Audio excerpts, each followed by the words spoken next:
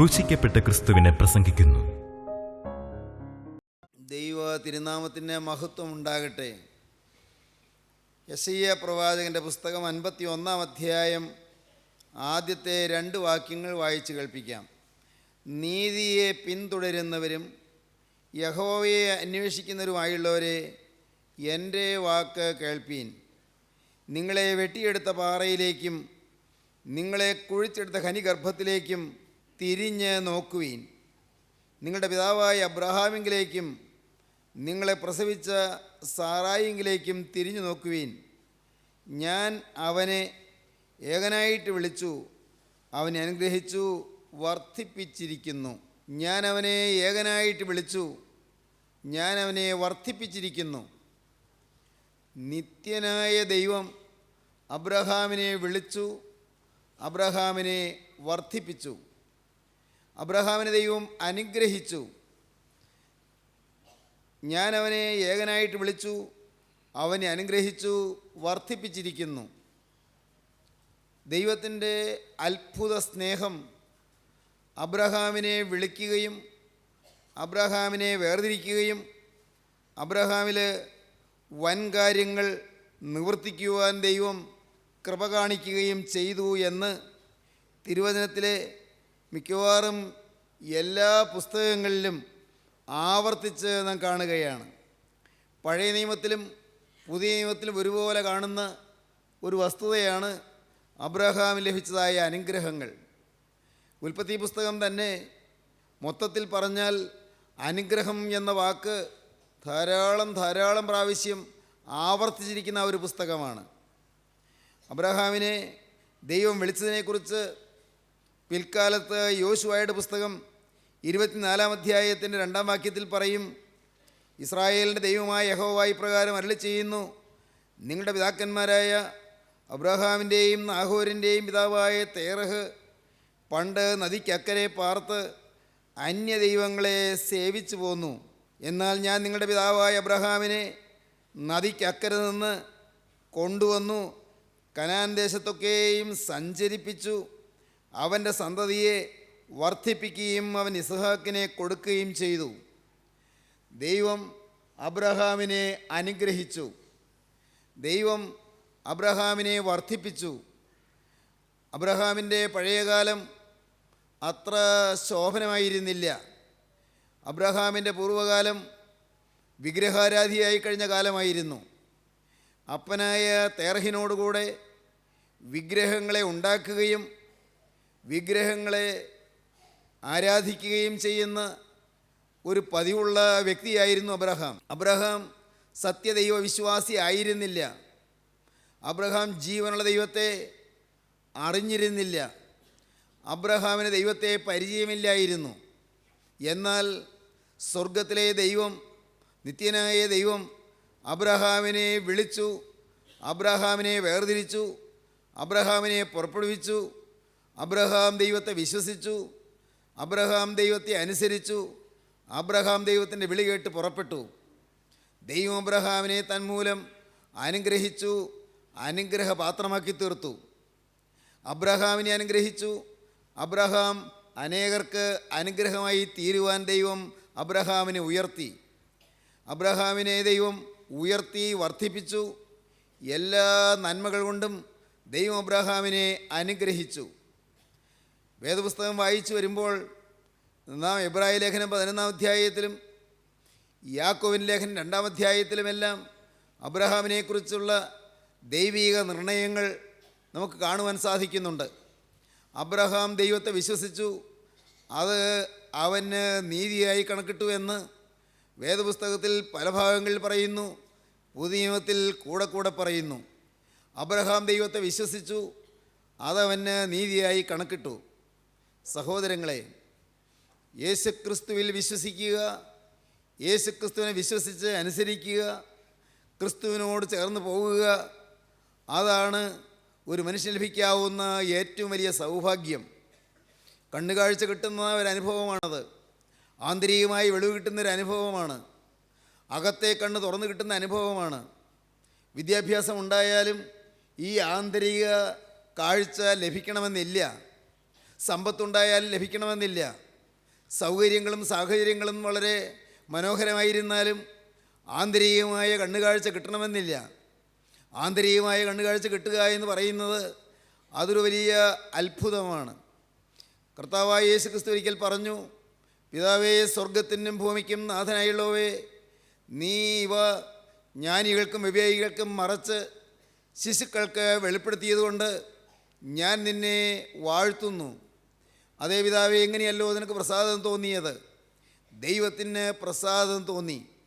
സ്നേഹിതരെ, ഇവിടെ ഇരിക്കുന്ന നിങ്ങൾ മാത്രമല്ല, ലോകത്തെമ്പാടുമുള്ള വിശ്വാസികൾക്ക് യേശുക്രിസ്തുവിൻ്റെ വെളിവ് ലഭിക്കാനിടയായി എന്നുള്ളത് അതൊരു ദൈവകൃപയാണ്. അത് ദൈവത്തിൻ്റെ പ്രസാദമാണ്, ദൈവത്തിൻ്റെ അനുഗ്രഹമാണ്, ദൈവത്തിന് നമ്മോടുള്ളതായ വാത്സല്യ തികവിൻ്റെ മകുടോദാഹരണമാണ്. നമുക്ക് ആന്തരികമായ കാഴ്ച കിട്ടുന്നു, നമുക്കൊരു മാനസാന്തരം കിട്ടി, അതൊരു ഭാഗ്യമാണ്, ദൈവകൃപയാണ്. നമുക്ക് ആത്മീയ കാര്യങ്ങളോട് താല്പര്യം വന്നു, അത് ദൈവം തന്ന ഒരു മഹാഭാഗ്യമാണ്, ദൈവത്തിന് കൃപയാണ്. നമുക്ക് തിരുവചനം വായിക്കാൻ അതിന് ഒരു മധുര അനുഭൂതി ലഭിച്ചു, അത് ദൈവം തന്ന കൃപയാണ്, ദൈവത്തിൻ്റെ അനുഗ്രഹമാണ്. സ്നേഹിതരെ, നമുക്ക് ദൈവത്തിൻ്റെ വചനം ലഭിക്കുന്നത് ദൈവത്തിൻ്റെ കൃപയാണ്. അബ്രഹാമിന് ദൈവത്തിൻ്റെ വചനം ലഭിച്ചു. അബ്രഹാം അനുഗ്രഹിക്കപ്പെട്ടു. അബ്രഹാം അനുഗ്രഹിക്കപ്പെടുന്നതിന് പൂർവികമായ മേന്മകൾ എന്തെങ്കിലും ഉള്ളതായി വേദപുസ്തകത്തിൽ തെളിവില്ല. ദൈവത്തിനങ്ങനെ പ്രസാദം തോന്നി. യാക്കോബിൻ്റെ ലേഖനം 2-ാം അധ്യായത്തിൻ്റെ 23-ാം വാക്യം വായിക്കുമ്പോൾ കാണാം, ദൈവം ഈ അബ്രഹാമിനെ വിളിക്കുന്നത് എൻ്റെ സ്നേഹിതനെന്നാണ്. അബ്രഹാമിനെ ദൈവം സ്നേഹിതനെന്ന് വിളിക്കുന്നു. ദൈവത്തിൻ്റെ സ്നേഹിതനെന്ന് ഭൂമിയിലെ ഒരു മനുഷ്യനെ വിളിക്കുക എന്തൊരു വലിയ പദവിയാണത്. യാക്കോബിൻ്റെ ലേഖനം 2-ാം അധ്യായം 23-ാം വാക്യം, അബ്രഹാം ദൈവത്തെ വിശ്വസിക്കുകയും അതവൻ്റെ നീതിയായി കണക്കിടുകയും ചെയ്തു എന്നുള്ള തിരുവെഴുത്ത് നിവൃത്തിയായി അവൻ ദൈവത്തിൻ്റെ സ്നേഹിതനെന്ന് പേർ പ്രാപിച്ചു. ദൈവത്തിൻ്റെ സ്നേഹിതൻ. ദൈവത്തിന് സ്തോത്രം. എന്തൊരു മഹനീയമായ പദവിയാണ് ദൈവത്തിൻ്റെ സ്നേഹിതനാകുക. കർത്താവായ യേശു ക്രിസ്തു യോഹന്നാന്റെ സുവിശേഷം 15-ാം അധ്യായത്തിൽ പറയും, ഞാൻ നിങ്ങളെ എൻ്റെ സ്നേഹിതന്മാർ എന്ന് പറഞ്ഞിരിക്കുന്നു എന്ന്. ലോകം നിങ്ങൾക്ക് യോഗ്യമല്ല, എന്നാൽ ഞാൻ നിങ്ങളെ ലോകത്തിൽ നിന്ന് തിരഞ്ഞെടുത്തിരിക്കുന്നു എന്നാണ് കർത്താവ് പറഞ്ഞത്. ഞാൻ നിങ്ങളെ തിരഞ്ഞെടുത്തു. ഞാൻ നിങ്ങൾ പോയി ഫലം കായ്ക്കേണ്ടതിനും നിങ്ങളുടെ ഫലം നിലനിൽക്കേണ്ടതിനും നിങ്ങളെ ആക്കി വെച്ചുമിരിക്കുന്നു. ദൈവത്തിന് സ്തോത്രം. നമ്മെ അവൻ തൻ്റെ സ്നേഹിതനായി കണക്കാക്കിയിരിക്കുന്നു. ശിഷ്യന്മാരെ സ്നേഹിതന്മാരായി കണക്കാക്കുന്നു. ദൈവത്തിന് സ്തോത്രം. നാം ഇങ്ങനെയാണ് വായിക്കുന്നത്, ഞാൻ നിങ്ങളെ സ്നേഹിച്ചിരിക്കുന്നത് പോലെ നിങ്ങളും തമ്മിൽ തമ്മിൽ സ്നേഹിക്കണമെന്നാകുന്നു എൻ്റെ കൽപ്പന. സ്നേഹിതന്മാർക്ക് വേണ്ടി ജീവനെ കൊടുക്കുന്നതിലും അധികമുള്ള സ്നേഹം ആർക്കുമില്ല. സ്നേഹിതന്മാർക്ക് വേണ്ടി ജീവനെ കൊടുക്കുന്നതിലും അധികമുള്ള സ്നേഹം ആർക്കുമില്ല. ഞാൻ നിങ്ങളോട് കൽപ്പിക്കുന്നത് ചെയ്താൽ നിങ്ങൾ എൻ്റെ സ്നേഹിതന്മാർ തന്നെ. നിങ്ങളെൻ്റെ സ്നേഹിതന്മാർ തന്നെ. ഞാൻ നിങ്ങളോട് കൽപ്പിക്കുന്നത് നിങ്ങൾ ചെയ്യുന്നുവെങ്കിൽ നിങ്ങളെൻ്റെ സ്നേഹിതന്മാർ തന്നെ. യോഹന്നാൻ്റെ സുവിശേഷം 15-ാം അധ്യായത്തിൻ്റെ 14 എന്നുള്ളതായ വാക്യങ്ങൾ വായിക്കുമ്പോൾ നമുക്കത് കാണാം. സ്നേഹിതന്മാർക്ക് വേണ്ടി ജീവനെ കൊടുക്കുന്നതിലും അധികമുള്ള സ്നേഹം ആർക്കുമില്ല. ഞാൻ നിങ്ങളോട് കൽപ്പിക്കുന്നത് ചെയ്താൽ നിങ്ങൾ എൻ്റെ സ്നേഹിതന്മാർ തന്നെ. ദൈവത്തിന് സ്തോത്രം. നിങ്ങളെ ഞാൻ എൻ്റെ സ്നേഹിതന്മാരായി തിരഞ്ഞെടുത്തെന്നാണ് തുടർന്ന് കർത്താവ് പറയുന്നത്. നിങ്ങൾ എന്നെ തിരഞ്ഞെടുത്തതല്ല, ഞാൻ നിങ്ങളെ തിരഞ്ഞെടുത്തു. നിങ്ങളെ എൻ്റെ സ്നേഹിതന്മാരായി ഞാൻ തിരഞ്ഞെടുത്തു. പ്രിയപ്പെട്ടവരെ, ദൈവത്തിൻ്റെ സ്നേഹിതനാകുക എന്നുള്ള പദവിയാണ് അബ്രഹാം ലഭിച്ചത്. കേൾക്കുന്ന സഹോദരങ്ങളെ, നിങ്ങൾക്കും അതേ എനിക്കും ഈ പദവിയാണ് ലഭിക്കുന്നത്. ദൈവത്തിൻ്റെ സ്നേഹിതനാകുക എന്നുള്ള പദവി. ദൈവത്തിൻ്റെ സ്നേഹിതനായാലുള്ള ഗുണമെന്താണ്? അത് ഉൽപ്പത്തി പുസ്തകം 18-ാം അധ്യായം വായിക്കുമ്പോൾ കാണാം. ഉൽപ്പത്തി പുസ്തകം 18-ാം അധ്യായത്തിൻ്റെ 17-ാം വാക്യം വായിക്കുമ്പോൾ അവിടെ കാണാം, ഞാൻ ചെയ്യുവാനിരിക്കുന്നത് എൻ്റെ സ്നേഹിതനായ അബ്രഹാമിനോട് ഞാൻ മറച്ചു വയ്ക്കുമോ? ഉൽപ്പത്തി പുസ്തകം 18-ാം അധ്യായം 17-ാം വാക്യം, അപ്പോൾ യഹോവ അരുളി ചെയ്തത്, ഞാൻ ചെയ്യുവാനിരിക്കുന്നത് അബ്രഹാമിനോട് മറച്ചു വയ്ക്കുമോ? ദൈവം തൻ്റെ ഉള്ളു തുറന്ന് പറയുകയാണ്. ദൈവത്തിൻ്റെ ഹൃദയത്തിലുള്ളത് തുറന്ന് പറയുകയാണ്. ദൈവത്തിൻ്റെ ഹൃദയത്തിലുള്ളതായ വേദനകൾ തുറന്ന് പറയുകയാണ്. ദൈവത്തിൻ്റെ ഹൃദയത്തിലുള്ളതായ ആഗ്രഹങ്ങൾ തുറന്ന് പറയുകയാണ്. ദൈവത്തിൻ്റെ ഹൃദയത്തിലുള്ളത് മറച്ചു വയ്ക്കാതെ ദൈവപുരുഷനോട് തുറന്ന് പറയുകയാണ്. ദൈവത്തിൻ്റെ സ്നേഹിതനോട് തുറന്ന് പറയുകയാണ്. സ്നേഹിതനോട് സംസാരിക്കുന്നത് പോലെ സംസാരിക്കുകയാണ്. ദൈവം, ജീവനുള്ള ദൈവം അബ്രഹാമിൻ്റെ കൂടാരവാതിക്കൽ പ്രത്യക്ഷപ്പെട്ടതായിരുന്നു. അബ്രഹാമിൻ്റെ കൂടാരവാതിക്കൽ പ്രത്യക്ഷപ്പെട്ട ദൈവം അബ്രഹാമിനെയും കൂട്ടിക്കൊണ്ട് ദൈവം അവിടെ നിന്നിങ്ങനെ ഇറങ്ങുകയാണ്, നടന്ന് നീങ്ങുകയാണ്. ദൈവം അല്പം നീങ്ങിച്ചെന്നപ്പോൾ അബ്രഹാമിനെ നിർത്തിയിട്ട് അബ്രഹാമിൻ്റെ തോളിൽ ദൈവം കൈയിട്ടു. ഞാനങ്ങനെ ഭാവനയിൽ കാണട്ടെ. അബ്രഹാമിൻ്റെ തോളിൽ ദൈവം കൈയിട്ട് അബ്രഹാമിനോട് ദൈവം പറയുകയാണ്, ഞാൻ ചെയ്യുവാനിരിക്കുന്നത് അബ്രഹാമിനോട് ഞാൻ മറച്ചു വയ്ക്കുമോ? എന്താണ് പറയുന്നത്? വരാനിരിക്കുന്ന വലിയൊരു വിപത്തിനെക്കുറിച്ചുള്ളതായ മുന്നറിയിപ്പാണ് ദൈവം പറയുന്നത്. അബ്രഹാമിൻ്റെ സഹോദരപുത്രനായ ലോത്തിന് വരാൻ പോകുന്ന ഭീകരമായ ശിക്ഷാവിധിയെക്കുറിച്ചാണ് ദൈവം അബ്രഹാമിനോട് വെളിപ്പെടുത്തുന്നത്. ദൈവത്തിൻ്റെ കരുണയും ദൈവത്തിൻ്റെ കൃപയും അബ്രഹാമിന് തൻ്റെ ഹൃദയം തുറക്കുവാൻ കാരണമായി തീർന്നു. സഹോദരങ്ങളെ, ജീവനുള്ള ദൈവം നമ്മോട് ഉള്ളു തുറന്ന് ചിലത് പറയുന്നുണ്ട്, ഹൃദയം തുറന്ന് ചിലത് പറയുന്നുണ്ട്. ദൈവത്തിൻ്റെ വേദനകൾ നമ്മെ അറിയിക്കുന്നുണ്ട്. കേൾക്കാൻ ആരുണ്ട്? നിത്യനായ ദൈവത്തിൻ്റെ വേദന അവൻ തുറന്നു പറയുന്നത് കേൾക്കാൻ ആരുണ്ട്? ദൈവം നമുക്ക് ചില അനുഭവങ്ങൾ തരുന്നുണ്ട്. ദൈവം നമുക്ക് അനുഗ്രഹീതമായ എള്ളപ്പാടുകൾ തരുന്നുണ്ട്. വരാനിരിക്കുന്ന കാര്യങ്ങൾ നമ്മെ അറിയിക്കുന്നുണ്ട്. സംഭവിക്കാൻ പോകുന്ന വിപത്തിനെക്കുറിച്ചുള്ള മുന്നറിയിപ്പുകൾ നമുക്ക് തരുന്നുണ്ട്. ദൈവത്തിൻ്റെ അനന്ത സ്നേഹം നമ്മോട് ഇടപെട്ടുകൊണ്ടിരിക്കുകയാണ്. നിരന്തരം വചനം തന്ന് ദൈവം തൻ്റെ വഴിയിൽ കൂടി നമ്മെ നടത്തുകയാണ്. ദൈവത്തിൻ്റെ അഗാധമായ സ്നേഹമാണ് നമ്മെ സന്ദർശിക്കുന്നത്. ആ സ്നേഹമാണ് നമ്മോട് ഇടപെടുന്നത്. ആ വാത്സല്യമാണ് വരാനിരിക്കുന്ന കാര്യങ്ങൾ നമുക്ക് വെളിപ്പെടുത്തി തരുന്നത്. വരുംകാല സംഭവങ്ങൾ, വരാനിരിക്കുന്ന ഈ ആപത്തുകൾ, വരുന്ന അപകടങ്ങൾ ദൈവം മുൻകൂട്ടി പറഞ്ഞു തരികയാണ്. സഹോദരങ്ങളെ, ദൈവത്തിൻ്റെ മുന്നറിയിപ്പുകളെ നാം ശ്രദ്ധിച്ചുകൊള്ളുക. അനുഗ്രഹം വേണമെങ്കിൽ ദൈവത്തിൻ്റെ വചനം ചെവിക്കൊള്ളുക. അനുഗ്രഹത്തിൻ്റെ സമൃദ്ധിയിലേക്ക് നമുക്ക് വരണമെങ്കിൽ വർദ്ധിച്ച് വർദ്ധിച്ച് നാം ദൈവത്തിൻ്റെ അനുഗ്രഹപാത്രമായി തീർന്ന് ഉയരണമെങ്കിൽ ദൈവത്തിൻ്റെ അരുളപ്പാടുകളെ നാം ശ്രദ്ധിക്കുകയും അനുസരിക്കുകയും ചെയ്യുക. അബ്രഹാം ദൈവത്തെ വിശ്വസിച്ചു, ദൈവത്തിൻ്റെ വചനം വിശ്വസിച്ചു, ദൈവത്തിൻ്റെ അരുളപ്പാട് വിശ്വസിച്ചു, ദൈവം കൽപ്പിച്ചത് വിശ്വസിച്ചു, ദൈവം പറഞ്ഞത് വിശ്വസിച്ചു. അബ്രഹാം ദൈവത്തെ വിശ്വസിച്ചു, അത് അവൻ്റെ നീതിയായി കണക്കിട്ടു. വിശ്വാസം എന്ന് പറയുന്നത് ആ ഒരൊറ്റ കാര്യത്തിൽ നിൽക്കുന്നില്ല, അത് അനുസരണത്തിലേക്ക് നീങ്ങുന്നതാണ്. അബ്രഹാം ദൈവത്തെ വിശ്വസിച്ചു, അവനത് അനുസരിച്ചു. എന്തിനെന്ന് ചോദിച്ചില്ല, എങ്ങനെയെന്ന് ചോദിച്ചില്ല, അവൻ യാതൊരു അഭിപ്രായവും പറഞ്ഞില്ല, എന്തുകൊണ്ട് എന്നവൻ ചിന്തിച്ചില്ല. ദൈവം അവനോട് പറഞ്ഞു, അവൻ അനുസരിച്ചു.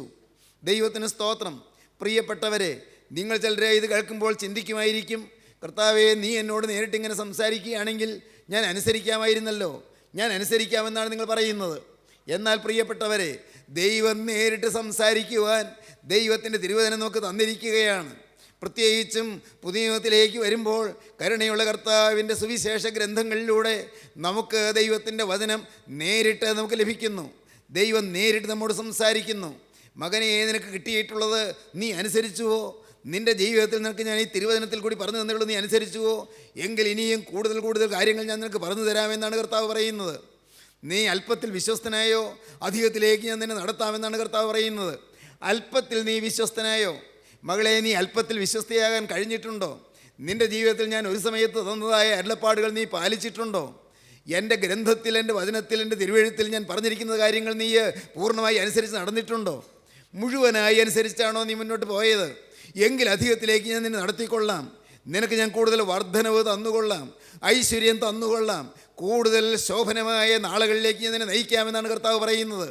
ലഭിച്ചതിൽ വിശ്വസ്തരാകുക, കിട്ടിയതിൽ വിശ്വസ്തരാകുക. ഓരോരുത്തർക്കും വ്യക്തമായ അരുളപ്പാടുകൾ കിട്ടിയിട്ടുണ്ട്. നിങ്ങളോട് നേരിട്ട് ദൈവം സംസാരിച്ചുവെന്ന് നിങ്ങൾക്ക് തന്നെ അനുഭവം ആകത്തക്കവണ്ണം ദൈവം നിങ്ങളോട് സംസാരിച്ചിട്ടുണ്ട്. ദൈവം നിങ്ങളോട് നേരിട്ട് ഇടപെട്ടിട്ടുണ്ട്. ദൈവം നിങ്ങളോട് സംസാരിച്ചതിലെല്ലാം പ്രിയപ്പെട്ടവരെ, നിങ്ങൾ ഒന്ന് ചിന്തിക്കൂ, നിങ്ങൾ വിശ്വസ്തരായിരുന്നുവോ? അബ്രഹാം ദൈവം സംസാരിച്ചത് കേട്ടു. അബ്രഹാം ദൈവത്തെ വിശ്വസിച്ചു. വിശ്വാസം അബ്രഹാമിൻ്റെ ഒരു മൂലധനമായിരുന്നു. അബ്രഹാമിൻ്റെ ആ മൂലധനം അവനത് കൈകാര്യം ചെയ്തു. ദൈവത്തിന് സ്തോത്രം. അവൻ ആ മൂലധനം വെച്ചുകൊണ്ട് അവൻ വ്യാപാരം ചെയ്തു, അവനത് വർദ്ധിപ്പിച്ചു. വിശ്വാസം എന്ന മൂലധനം കൊണ്ട് അനുസരണം എന്ന വർധനവിലേക്ക് അവൻ മുന്നോട്ട് നീങ്ങി. ദൈവത്തിന് സ്തോത്രം. സ്നേഹിതരെ, നിങ്ങൾ അനുസരണമുള്ളവരായിത്തീരുവീൻ, വചനമനുസരിക്കുന്നവരായിത്തീരുവീൻ. എൻ്റെ വചനം ലഭിച്ച് പ്രമാണിക്കുന്നവൻ എന്നെ സ്നേഹിക്കുന്നവനാകുന്നു എന്ന് യോഹന്നാന്റെ സുവിശേഷം 14 അധ്യായത്തിൽ നമ്മുടെ കർത്താവ് പറഞ്ഞു. എൻ്റെ വചനം ലഭിക്കുന്നു പോരാ, ലഭിച്ചത് പ്രമാണിക്കുന്നു. എൻ്റെ വചനം ലഭിച്ച് പ്രമാണിക്കുന്നവൻ എന്നെ സ്നേഹിക്കുന്നവനാകുന്നു. ക്രിസ്തുവിൻ്റെ വചനം ലഭിക്കുന്നു, വചനം പ്രമാണിക്കുന്നു. വചനം ലഭിക്കുന്നത് ഒന്നാമത്തെ കാര്യം, അത് പ്രമാണിക്കുന്നത് രണ്ടാമത്തെ കാര്യം. രണ്ടും ചേർന്ന് വരണം. പ്രിയപ്പെട്ടവരെ, നമുക്ക് വചനം ലഭിക്കുന്നുണ്ട്, നാം അത് പ്രമാണിക്കുന്നുണ്ടോ? ദൈവത്തിൻ്റെ വചനം അത് ഹൃദയത്തിൻ്റെ ആഴങ്ങളിലേക്ക് ഇറങ്ങിച്ചെല്ലുന്നതാണ്. ദൈവത്തിൻ്റെ വചനം അത് ജീവനുള്ളതാണ്. ദൈവത്തിൻ്റെ വചനം അത് ചൈതന്യമുള്ളതാണ്. ദൈവത്തിൻ്റെ വചനം ജീവനും ചൈതന്യമുള്ളതായി ഇരുവായത്തിലുള്ള ഏതു വാളിനേക്കാളും മൂർച്ചയേറിയതാണ്. അത് ആത്മാവിനെയും പ്രാണനെയും സന്ധി മജ്ജകളെയും വേർപിടിക്കും വരെ തുളച്ചു ചെല്ലുന്നതാണ്. ദൈവത്തിൻ്റെ വചനം ഹൃദയത്തിലേക്ക് മർമ്മഭേദിയായി പിളർന്നു ചെല്ലുന്നതാണ്. ദൈവത്തിൻ്റെ വചനം നമ്മുടെ ഹൃദയത്തിൻ്റെ അന്തരാളത്തിലേക്ക് ഊളിയിട്ട് കടന്നു ചെല്ലുന്നതാണ്. ദൈവത്തിൻ്റെ വചനം നമ്മുടെ ഹൃദയത്തിൻ്റെ ആഴങ്ങളോട് സംസാരിക്കുന്നതാണ്. എൻ്റെ വചനം ലഭിച്ച് പ്രമാണിക്കുന്നവൻ എന്നെ സ്നേഹിക്കുന്നവനാകുന്നു. അബ്രഹാം വചനം ലഭിച്ചു, അബ്രഹാമിന് വചനം ലഭിച്ചു, അബ്രഹാം വചനം പ്രമാണിച്ചു. ദൈവത്തിന് സ്തോത്രം. എന്നാൽ പ്രിയപ്പെട്ടവരെ, ദൈവത്തിൻ്റെ സ്നേഹിതനെന്ന് പേര് കിട്ടിയ ഈ അബ്രഹാമിൻ്റെ പൂർവ്വചരിത്രം എന്താണ്? നമുക്കറിയാം, അബ്രഹാം യേശുക്രിസ്തു ജനിക്കുന്നതിന് 2000 വർഷം മുൻപാണ് അബ്രഹാമിൻ്റെ കാലം. 2000 വർഷം മുൻപ്. നോഹയുടെ കാലം കഴിഞ്ഞ്, ജലപ്രളയ കാലം കഴിഞ്ഞ് ഒരു 400 വർഷം കഴിഞ്ഞാണ് അബ്രഹാം ഉണ്ടാകുന്നത്. അബ്രഹാമിൻ്റെ കാലം, നോഹയുടെ കാലം കഴിഞ്ഞ്. പക്ഷേ സംഭവിച്ചത് എന്താണെന്നറിയാമോ? നോഹയുടെ മക്കളിൽ ശേം, ഹാം, യാഫത്ത്, ഈ 3 മക്കൾ, അതിൽ ശേമിൻ്റെ വംശപരമ്പരയിലാണ് അബ്രഹാം വന്നത്, അബ്രഹാം ജനിച്ചത്. നോഹയുടെ മക്കളിൽ ഒരാൾ ശപിക്കപ്പെട്ടവനായി തീർന്നു. നോഹ തന്നെ നാവെടുത്ത് ശപിച്ചു, കനാൻ ശപിക്കപ്പെട്ടവനെന്ന്. കനാൻ ഹാമിൻ്റെ മകനാണ്. ഹാമിൻ്റെ മകനായ കനാൻ ശപിക്കപ്പെട്ടു. ശേം, ഹാം, യാഫത്ത് 3 മക്കളാണ് നോഹയ്ക്കുള്ളത്. ഈ 3 മക്കളിൽ ഒരു മകൻ ശപിക്കപ്പെട്ടു, അവൻ്റെ സന്തതി പരമ്പരയും ശപിക്കപ്പെട്ടു. ശേമിൻ്റെ മക്കൾ അവർ അനുഗ്രഹീതരായി. നോഹ ശേമിൻ്റെ ദൈവമായ യഹോവ സ്തുതിക്കപ്പെട്ടവനെന്ന് പറയുന്നുണ്ട്, ശേം അനുഗ്രഹിക്കപ്പെട്ടു എന്ന് പറയുന്നുണ്ട്. ശേം അനുഗ്രഹപാത്രമായി തീർന്നു എന്ന് പറയുന്നുണ്ട്. അപ്പൻ അനുഗ്രഹിച്ച മകനാണ് ശേം. ആ അനുഗ്രഹത്തിൻ്റെ ആ ഒരു പിന്തുടർച്ചയുടെ കണ്ണിയായിട്ടാണ് അബ്രഹാം വന്നത്. ദൈവത്തിന് സ്തോത്രം. നമ്മുടെ പൂർവീയ പിതാക്കന്മാരുടെ അനുഗ്രഹത്തിൻ്റെ കണ്ണിയായി വരുവാൻ നമുക്ക് സാധിക്കുന്നത് ഭാഗ്യമാണ്. പൂർവീയ പിതാക്കന്മാർ, ആദിമകാല പിതാക്കന്മാർ, അവർ വിശ്വാസ വീരന്മാരായിരുന്നു. അവർ ഏക ഹൃദയമുള്ളവരായിരുന്നു, ഒരു മനസ്സുള്ളവരായിരുന്നു. അവർ സുവിശേഷത്തിൻ്റെ പ്രാധാന്യം കൊടുത്തവരായിരുന്നു. അവർ സുവിശേഷം പ്രഖ്യാപിക്കുന്നവരായിരുന്നു. അവർ ക്രിസ്തു ജീവിക്കുന്നുള്ളതിൻ്റെ സാക്ഷികളായിരുന്നു. ആ പൂർവികമായ പാരമ്പര്യത്തിലാണ് നാമും വന്നു ചേർന്നിരിക്കുന്നത്. ദൈവത്തിന് സ്തോത്രം. അബ്രഹാം ശേമിൻ്റെ പരമ്പരയിൽ ജനിച്ചു, ശേമിൻ്റെ പാരമ്പര്യത്തിൽ ജനിച്ചു. നമുക്കറിയാം, ഈ കനാൻ ശപിക്കപ്പെട്ടു എന്ന് പറയുന്നത് വേദപുസ്തകത്തിലെ 3ാമത്തെ ശാപമാണ്. ശാപം, വേദപുസ്തകം അനുഗ്രഹത്തിൻ്റെ പുസ്തകമാണ്, പക്ഷേ ശാപത്തിൻ്റെ കാര്യങ്ങളും വേദപുസ്തകം വിവരിക്കുന്നുണ്ട്. ശാപത്തിൻ്റെ കാര്യങ്ങൾ ഈ ബൈബിൾ പറയുന്നുണ്ട്. 1ാമത്തെ ശാപം ഏദനിലാണ്. ഏദൻ തോട്ടം അനുഗ്രഹത്തിൻ്റെ തോട്ടമാണ്, പക്ഷേ ഏദനിൽ ശാപമുണ്ടായി. ഏദനിലെ ശാപം ഉൽപ്പത്തി പുസ്തകം 3-ാം അധ്യായത്തിൽ നമുക്ക് കാണാം. 17-ാം വാക്യം, മനുഷ്യനോട് കൽപ്പിച്ചതോ, നീ നിൻ്റെ ഭാര്യയുടെ വാക്ക് അനുസരിക്കുകയും തിന്നരുതെന്ന് ഞാൻ കൽപ്പിച്ച വൃക്ഷഫലം തിന്നുകയും ചെയ്തതുകൊണ്ട് നിൻ്റെ നിമിത്തം ഭൂമി ശപിക്കപ്പെട്ടിരിക്കുന്നു. ഭൂമി ശപിക്കപ്പെട്ടിരിക്കുന്നു എന്ന് നിത്യനായ ദൈവം അരുളി ചെയ്യുന്നു. ശാപവാക്ക്, ശപിക്കപ്പെട്ടു എന്ന വാക്ക് ഉൽപ്പത്തി പുസ്തകം 3:17 ആദ്യം കാണുന്നു. 2ാമത്തെ ശാപം ഉൽപ്പത്തി പുസ്തകം 4-ാം അധ്യായം 11-ാം വാക്യത്തിലാണ്. ഇപ്പോൾ നിൻ്റെ അനുജൻ്റെ രക്തം നിൻ്റെ കയ്യിൽ നിന്ന് ഏറ്റുകൊള്ളുവാൻ വായു തുറന്ന ദേശം നീ വിട്ട് ശാപഗ്രസ്തനായി പോകണം. കയ്യിൽ നേരിടുന്ന ശാപം 2ാമത്തെ ശാപം. 3ാമത്തെ ശാപം ഉൽപ്പത്തി പുസ്തകം 9-ാം അധ്യായത്തിൽ നാം കാണുന്നു. 24-ാം വാക്യം, നോഹ ലഹരി വിട്ടുണർന്നപ്പോൾ തൻ്റെ ഇളയ മകൻ ചെയ്തത് അറിഞ്ഞു. അപ്പോൾ അവൻ, കനാൻ ശപിക്കപ്പെട്ടവൻ, അവൻ തൻ്റെ സഹോദരന്മാർക്ക് അധമദാസനായി തീരും എന്ന് പറഞ്ഞു. കനാൻ ശപിക്കപ്പെട്ടവൻ, അവൻ സഹോദരന്മാർക്ക് അധമദാസനായി തീരും എന്ന് പറഞ്ഞു. ശാപത്തിൻ്റെ പരമ്പര പിന്നെ നാം കാണുകയാണ്. ഈ മൂന്നാമത്തെ ശാപം നോഹയുടെ ഒരു മകനും മകൻ്റെ മക്കളും ഏറ്റുവാങ്ങിയപ്പോൾ നോഹയുടെ മറ്റൊരു മകന് ലഭിച്ചത് അനുഗ്രഹമാണ്. അത് ഉൽപ്പത്തി പുസ്തകം 9-ാം അധ്യായം 26-ാം വാക്യത്തിൽ കാണാം. ശേമിൻ്റെ ദൈവമായ യഹോവ സ്തുതിക്കപ്പെട്ടവൻ, കനാൻ അവരുടെ ദാസനാകും. ദൈവം യാഫേത്തിനെ വർദ്ധിപ്പിക്കട്ടെ, അവൻ ശേമിൻ്റെ കൂടാരങ്ങളിൽ വസിക്കും, കനാൻ അവരുടെ ദാസനാകും എന്ന് പറഞ്ഞു. ദൈവത്തിന് സ്തോത്രം. സഹോദരങ്ങളെ, അബ്രഹാം അനുഗ്രഹിക്കപ്പെട്ട തലമുറയിൽ വളർന്നു വന്നു. അനുഗ്രഹിക്കപ്പെട്ടൊരു തലമുറ. അബ്രഹാം മൂലം സന്തതി പരമ്പരകൾ അനുഗ്രഹിക്കപ്പെട്ടു. അബ്രഹാമിൻ്റെ പിൽക്കാല സന്തതികൾ അനുഗ്രഹിക്കപ്പെട്ടു. നാം അനുഗ്രഹപാത്രങ്ങളായി തീരണം. ശാപയോഗ്യരായ നാം അനുഗ്രഹപാത്രങ്ങളായി തീരണം. വിഗ്രഹാരാധികളായ നാം അനുഗ്രഹപാത്രങ്ങളായി തീരണം. ശാപകരമായ സാഹചര്യങ്ങളിൽ വളർന്നു വന്നവരായ നാം അനുഗ്രഹപാത്രമായി തീരണം. അനുഗ്രഹം നമുക്ക് വേണം, ശാപം നമ്മിൽ നിന്ന് മാറണം. അതിനെക്കുറിച്ച് ഇനിയും അടുത്ത പ്രാവശ്യം പറയാം. ദൈവത്തിന് സ്തോത്രം. അനുഗ്രഹപാത്രങ്ങളായി തീരാൻ നമുക്ക് നമ്മെ തന്നെ സമർപ്പിക്കാം. നമ്മുടെ ജീവിതം കർത്താവിൻ്റെ കരങ്ങളിലേക്ക് കൊടുക്കാം. കർത്താവേ, അബ്രഹാം അനുഗ്രഹിക്കപ്പെട്ടു. അബ്രഹാം ശാപത്തിൽ നിന്ന് മോചനമുള്ളവനായി, സ്തുതിക്കപ്പെട്ടവനായി, നിത്യനായ ദൈവത്തിൻ്റെ കരുണയും അനുഗ്രഹവും പ്രാപിച്ചവനായി വർധനവ് പ്രാപിച്ചു, ഐശ്വര്യം പ്രാപിച്ചു, അഭിവൃദ്ധി പ്രാപിച്ചു, ഉത്കർഷം പ്രാപിച്ചു.